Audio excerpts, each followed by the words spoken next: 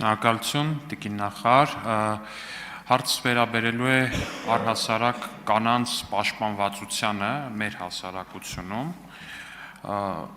օրինակ մենք գիտենք, որ աշխարհում ու հատկապես Լատինական Ամերիկայում կամ այլ աշխարհամասերում, որտեղ նարկոտրաֆիկի ու նարկոբանդաների մեծ կոնցենտրացիա կա, այնտեղ ընդունված մի բան կա, որ կանայք որպես առավել խոցելի խումբ շատ հաճախ օգտագործվում են որպես նարկոտրաֆիկի միջոց, այսինքն կանանց միջոցով են փորձում նարկոտրաֆիկը կազմակերպել, նրանց միջոցով են ավիափոխադրման միջոցով կամ բեռների միջոցով կամ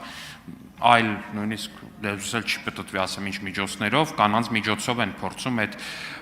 նենք գործերը անեն, դա նրանց համար այն պատճառով, որ կանայք առավել խոցելի են ու օրենքը շատ հաճախ մարդասիրական իրավունքից ելնելով կանանց նկատմամբ ավելի մեղմ է վարվում։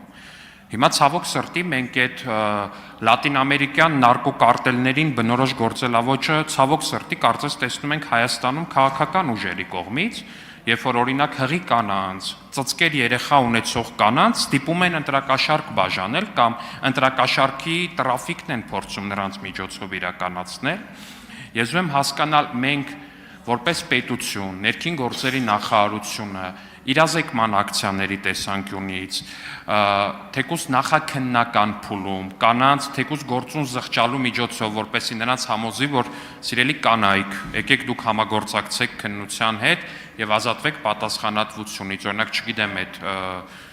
ձեզ այդ հանցագործությանը դրդած մարդկանց մասին տվեք ցուցմունքներ եւ ազատվեք պատասխանատվությունից։ Արդյոք այս առումով մենք համապատասխան քայլեր կատարում ենք, ու արդյոք մենք պատրաստ ենք այս նարկոկարտելներին բնորոշ գործելավոճից պաշտպանել մեր կանանց։ Շնորհակալություն։ Շնորհակալություն, պարոն Ալեքսանյան, կարևոր հարցադրման համար։ Իրականում երկու հարթությունում է աշխատանքը ըստ էության դիտարկվում։ Առաջին իրավապահ համակարգի ռեակցիան այդպիսի դեպքերը բացահայտելու տրամաբանության մեջ, որովհետև պիտի ընդունենք, որ Հայաստանի Հանրապետությունում չի կարող լինել այնպիսի մի հանցագործություն, այնպիսի մի սխեմա,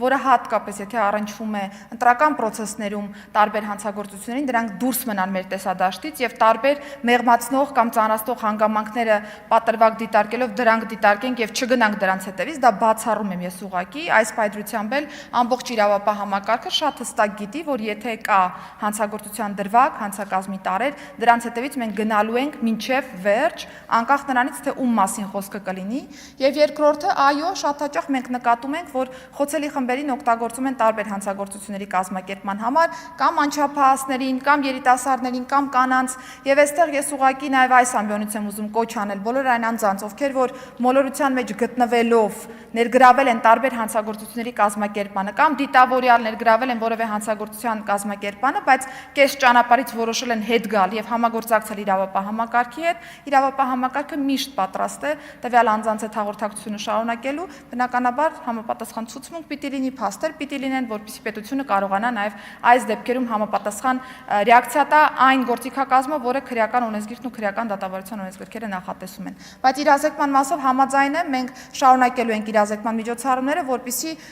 որևէ անձ, ով որ պարտադրված ներգրաված է որևէ process-ում, իմանա ընկալի, որ պետությունը տալիս է դուռը, հնարավորությունը ազատվելու այդ ամբողջ գործընթացից, բայց համապատասխան վարքագիծ է պետք իր կողմից այս տեսանկյունից։ Ունեք արձագանք, համեցեք։ Անչափ շնորհակալ եմ ձեր արձագանքի, ձեր պատասխանի համար, Տիկին նախարար, կարծում եմ ամեն ինչ ասեցիք, ես միայն իմ կողմից կարող եմ ավելացնել, որ սիրելի կանայք,